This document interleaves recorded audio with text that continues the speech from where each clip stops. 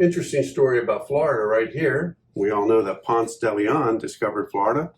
He was searching for wealth, and he was also searching for that famous fountain of youth. Well, when Ponce de Leon landed in Florida, he gave Florida its name. He called it La Florida. It was when he landed in Florida, it was about the same time as a celebration that was taking place in Spain called the Feast of Flowers, and he thought Florida was an abundance of flowers, so he called Florida La Florida, for the land of flowers. The book says it a little differently, but he was also looking for that fountain of youth because the new world was shrouded in mystery. Anything could be true, so why not a fountain of youth? A brook where water flowed freely and the people that drank from it would be restored to their youthful beauty and health. Well, a little caveat to that story. One of the sailors, an older man,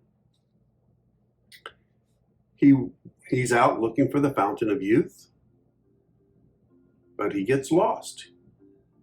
He gets lost from the other sailors and he's out looking by himself. Pretty soon, he runs out of water, and so he's very parched and scared. He's lost his trail back to the boat. Hours and hours go by. He is dying of thirst, literally. The sun, and you know how hot it can be in Florida, was baking down on him. He ends up crawling on his hands and knees through the thick brush, and finally he hears the sound of a bubbling brook. He goes closer and closer, and he finally sees the water flowing freely from some rocks. He splashes it in his face, and it was very refreshing. Right away, he feels revived. He takes a sip of the water, and he feels stronger. He dips his canteen into the water, and then all of a sudden, he knows the way back to the shore. He rushes back to the shore, but it was too late. Ponce de Leon's ship is sailing off into the sunset. He yells out, "Ponce! Ponce, come back! I believe I found that fountain of youth." But it was too late.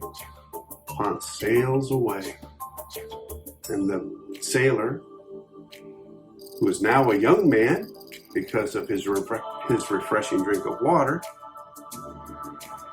doesn't know what to do. But he does have the water, and he drinks it year in and year out, and he stays relatively young and healthy.